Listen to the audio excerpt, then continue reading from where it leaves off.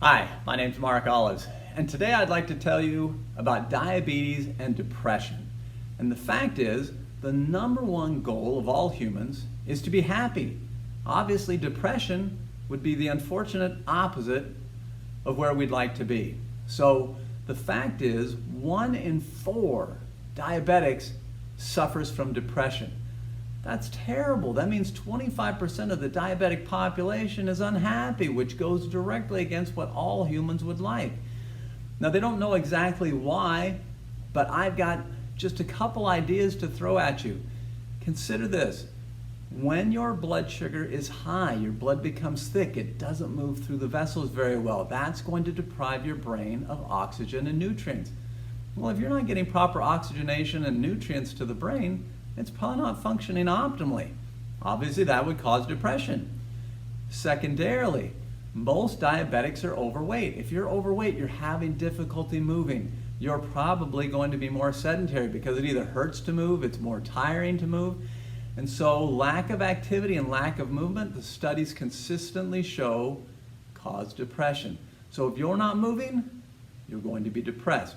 Now the positive thing is, you can change all that. Now at first it is difficult. It's tough to get moving, it's tough to do exercise, it's tough to lose weight, but if you can be much happier. So again, because that's the number one goal for humans, I think that's a good motivator.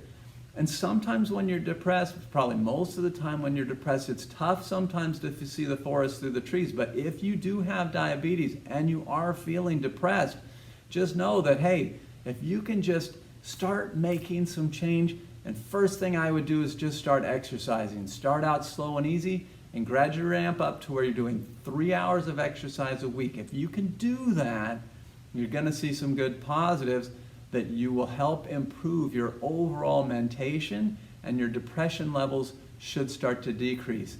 Then after that, start working on changing your diet, losing some weight, and you're going to see this thing snowball in a positive way, such that your happiness is going to grow and grow and grow.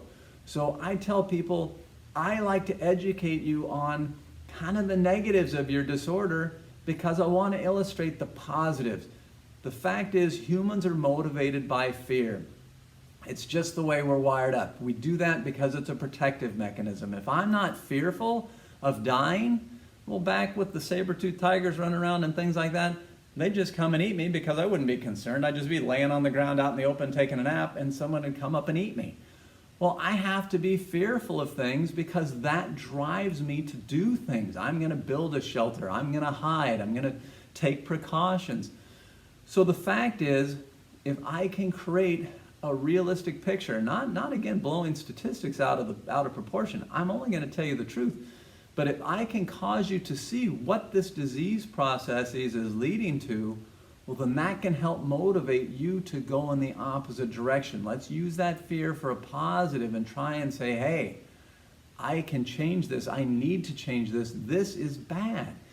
So remember, if you can get yourself out of a diabetic state, you can decrease depression and you'll be much happier. I hope this helps you out. Thanks.